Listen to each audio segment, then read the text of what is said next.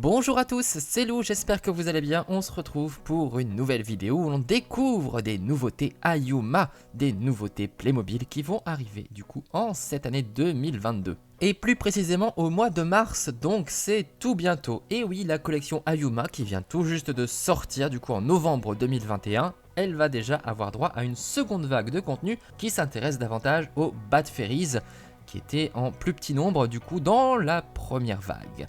Et ça tombe bien, si vous aimez Ayuma, figurez-vous que l'unboxing est disponible sur ma chaîne, donc je vous invite à découvrir l'entièreté de la première gamme.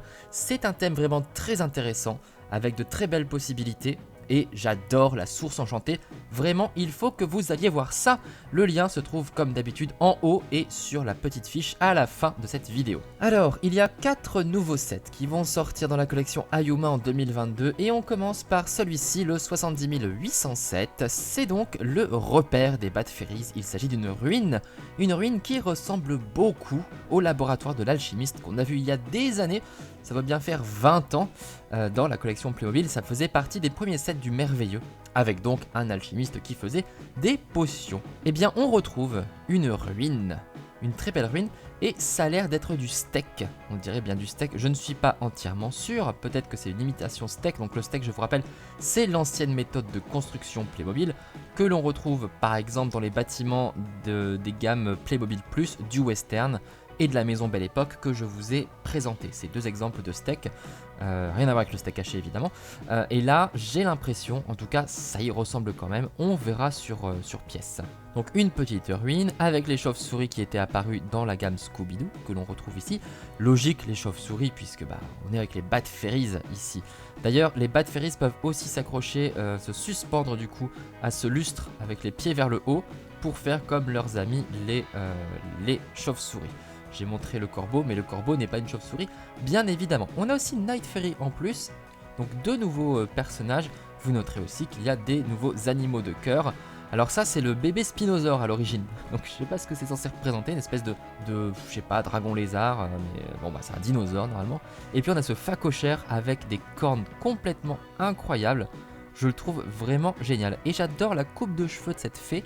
J'ai l'impression que c'est une nouvelle coupe de cheveux. En tout cas, je me souviens pas de Clicky avec cette coupe. Si vous avez des images en tête de Clicky avec cette coupe, si vous connaissez notre recette, vous pouvez le dire dans les commentaires pour me le rappeler. Comme d'habitude avec Ayuma, il y a plein de trucs qui brillent dans la nuit. Donc là, les petits diamants, le cristal ici aussi, les flammes là, et puis ces flammes-ci aussi, j'ai l'impression. Donc ça va être très joli. Là aussi, le tir de la baliste brille aussi dans la nuit. Et j'ai l'impression que même la toile d'araignée brille. Donc tout va briller dans la nuit. Ça c'est vraiment pas mal, je trouve que ça fait une sacrée ambiance. J'arrive malheureusement pas à vous le remontrer dans l'unboxing. C'est très dur à la caméra de pouvoir capter ces différences de lumière quand on filme dans le noir. Mais dans ma chambre, franchement, parce que j'avais stocké dans ma chambre pour ranger une petite période la collection Ayuma, et ça faisait beaucoup de lumière malgré tout pour quelque chose pour une pièce qui est normalement en tout cas très sombre. Donc voilà pour ce joli petit château en ruine, cette petite tour en ruine. Et vous verrez, il y a une chose à ajouter, souvenez-vous de cette petite branche. On va continuer avec un autre set, 70 808, ce sont les fées du printemps, c'est la cérémonie du printemps, c'est le moment où les jeunes fées savent quelle faction finalement elles vont rejoindre.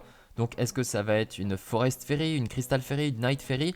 On a les trois possibilités et en fait c'est la statue qui va le dicter, on peut bouger le visage de la statue pour choisir finalement l'alignement de notre petite fée. Et on voit qu'on a des ailes de rechange en fait, on a les trois types d'ailes pour cette jeune fée.